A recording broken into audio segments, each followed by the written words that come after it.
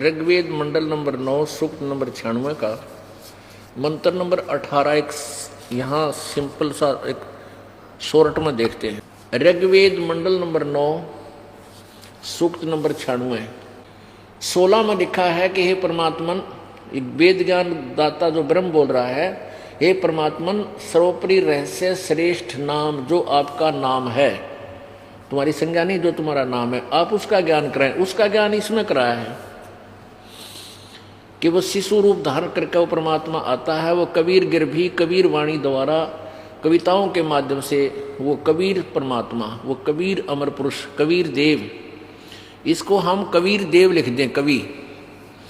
और वो कहाँ रहता, और ऊंची आवाज में बोल के कबीर वाणी द्वारा अपने महिमा की वाणी को आप ही उच्चारण करता है।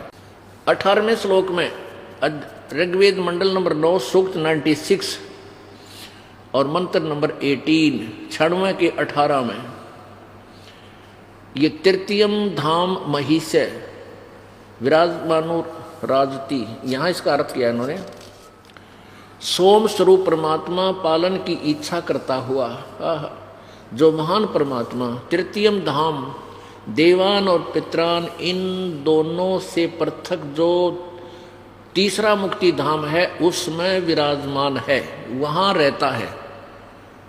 ये ऋग्वेद मंडल नंबर 9 सूक्त नंबर 96 के मंत्र 18 ने स्पष्ट किया। अब हम फिर आते हैं वापस 86 में। ऋग्वेद मंडल नंबर 9 सूक्त 36 मंत्र 26 में ये आपने सुन लिया कि वो परमात्मा वहाँ से चलकर आता, कहाँ से? इसमें स्पष्ट किया है कि वह जो परमात्मा धूलोक के तृतीय दिव्य से दिव्य होता है तेजों में, उस दिव्य धाम में के तीसरे पृष्ठ पर विराजमान है, तीसरे पृष्ठ पर विराजमान है। इसे सिद्ध हो गया कि वो परमात्मा एक स्थान पर रहता है और वहां से चलकर आता है गति करके। आगे देखो वो किस लिए आता है। ये ऋग्वेद मंडल नंबर 9 सूक्त नंबर 82 सूक्त 82 यानी, और इसका मंत्र 1 2 3 क्लियर करेगा। ये देखिएगा, ऋग्वेद मंडल नंबर 9 सूक्त 82 यानी 82 और मंत्र नंबर 1 में जो सर्वोत्पादक प्रभु, जो सबका को उत्पन्न करने वाला, सब ब्रह्मांडों की रचना करने वाला, प्रकाश स्वरूप यानी तेजों में सद्गुणों की वृष्टा करने वाला, पापों के हरण करने वाला है, वह राजेव माने राजा के समान। ये देखो, राजा के समान दर्शनीय है, देखने योग्य है, साकार है। वेद डंडोरा पीट रहे हैं, परमात्मा मनुष्य जैसा है, राजा की तरह दर्शनीय है, देखने योग्य है। और वह पृथ्वी आदि लोकंतरों के चारों ओर शब्दमान हो रहा है। वह वर्णीय पुरुषों को यानी श्रेष्ठ भक्तों, जो श्रेष्ठ दृढ़ भक्त हैं, वह वर्णीय पुरुषों को जो दृढ़ भक्त हैं उसको पवित्र करता हुआ प्राप्त होता है। उनको मिलता है आकर के वो परमात्मा। और जिस प्रकार विद्युत स्नेह वाले स्थानों को आधार बनाकर प्राप्त होता है, जैसे इसका अर्थ है कि बिजली की तरह आकर।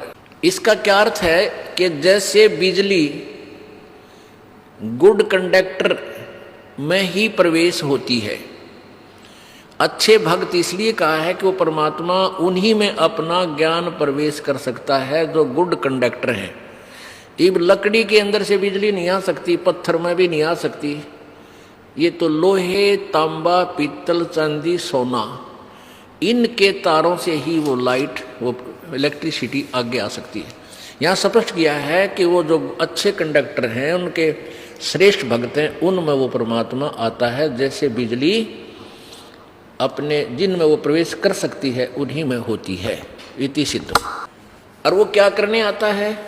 ऋग्वेद मंडल नंबर 9 सूक्त नंबर 82 और मंत्र नंबर 2 में स्पष्ट किया है, हे परमात्मन, उपदेश करने की इच्छा से आप, यानी सच्चा ज्ञान देने की इच्छा से आप महापुरुषों को प्राप्त होते हो। ओहो, ये परमात्मन उपदेश करने की इच्छा से आप, यानी सच्चा ज्ञान देने की इच्छा से आप महापुरुषों को प्राप्त होते हो।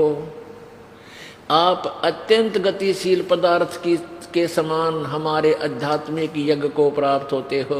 ओह, बहुत ही तेजी के साथ बहुत थोड़े समय में परमात्मा अपने भक्तों के पास पहुंच जाते हैं। नानक साहब जी कहते हैं गुरु ग्रंथ साहिब के मैले पहले की वाणी में कि नीच जात परदेसी मेरा, ओह छिन आवे छिन जावे बे, फाई सूरत मुल्क की वेश, ओ ठगवाड़ा ठगी देश, करा सियाणा बहुता बार ये धानक रूप रहा करता। अब ये महापुरुष थे जो गुड कंडक्टर थे, परमात्मा जिनमें अपनी ज्ञान को प्रवेश कर सकता था। कौन कौन थे? आदरणीय धर्मदास साहिब जी, इस कलयुग के गिनाऊं हूँ, कलयुग में आदरणीय धर्मदास साहिब जी, आदरणीय मुल्कदास साहिब जी, आदरणीय दादू साहिब जी, आदरणीय गरीबदास साहिब जी, आदरणीय नानक साहिब जी, आदरणीय गीसा साहिब जी, जो खेखड़ा में मेरठ जिला के में उत्तर प्रदेश में उनका स्थान है। इनको परमात्मा मिले, ये तो दास को इन लगभग आधा दर्जन महापुरुषों के बारे में जानकारी है।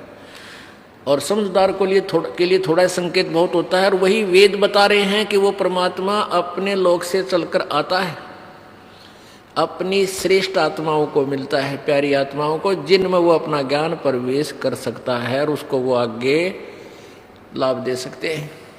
आगे देखिएगा, ऋग्वेद मंडल नंबर 9 सूक्त 82 का मंत्र 3, 1-2 आपने पढ़ लिया।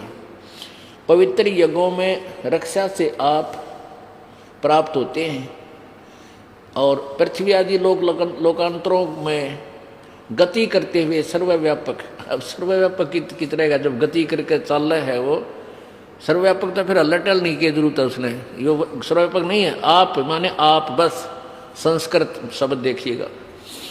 आप स्वयं गतिशील होकर विराजमान होते हैं, यानी वहां से चलकर आप आते हो। ये कंसेप्ट क्लियर हुआ। परमात्मा साकार है, शरीर है, मनुष्य जैसा है, राजा की तरह वो सबका कंट्रोलर और देखने योग्य है, साकार है। वो वहाँ सतलोक से चलकर आता है, कहीं एक विशेष स्थान पर प्रभु रहता है। तो महर्षि दयानंद जी के उसका के सारे एक कुएं का भांग पी रहे थे।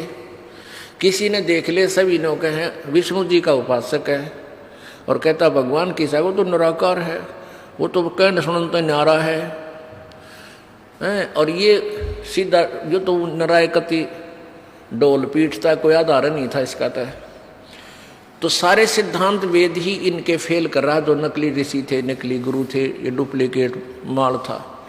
अब इसलिए दास का प्रयत्न है कि ये आपको ये लाल परखने योग्य बनाऊं, ताकि आप ही लाल और लालड़ी की परख करके और स्वयं ही आप पर पटक दो ठा के उनको जिनको तुम लाल समझते थे। एक सेठ था, 2 भाई थे। वो सेठ, छोटे की मृत्यु होगी, छोटे के 2 लड़के थे। कुछ दिन के बाद उनकी माता ने कहा कि तुम्हारा पिता रहा नहीं बेटा, तुम अपने ताऊ जी से, ताऊ जी कहते हैं अपने हरियाणा में पिताजी के बड़े भाई को, एल्डर ब्रदर को, अपने ताऊ जी से पार्टनरशिप कर लो बेटा, तुम अकेले बिजनेस नहीं कर सकते। और मेरे पास पैसे नहीं हैं, तेरे पिताजी के समय के रखे हुए लाल हैं। वह गठड़ी पोटली बांध रही थी, माई 5, 10, 20 लाल ले रही थी। वो अपनी सोच में लाल लिए हुई थी। वो लालना की गठड़ी दे दी, ले बेटा तेरे ताऊ जी को दे दो। कहना कि पैसे नहीं है, लाल रख लो, और जब हमारे पास पैसे हो जाएंगे ये लाल हम छुड़वा लेंगे। अब वो दोनों बच्चे माता जी के आदेश अनुसार वहाँ पहुँच गए। अपने ताऊ जी से कहा कि ताऊ जी मेरी माता जी ऐसे ऐसे कह रही है। तो उसका ताऊ जी बोला ठीक है बेटा, आप मेरे ही तो बच्चे हो, भाई के बच्चे को दूसरे थोड़े होते हैं, आप कर लो बिजनेस। और इन लालों की अभी आवश्यकता नहीं है। उसने खोल कर देख लिए सेठ ने, और उल्टी गिठड़ी बांध के वापस वह गांठ बांध के वापस दे दी। तेरी माँ ने कह दो बेटा चौकस रख लेगी इसको संभाल के, अभी मेरी उधार बहुत चलती है, उधार सामान ले आवांगे और वापस आवांगे ना जब, फिर उनको लेकर आप फिर ले आएंगे, यहाँ ले चलेंगे और जिसको देने हैं उसका दे देंगे। अब क्या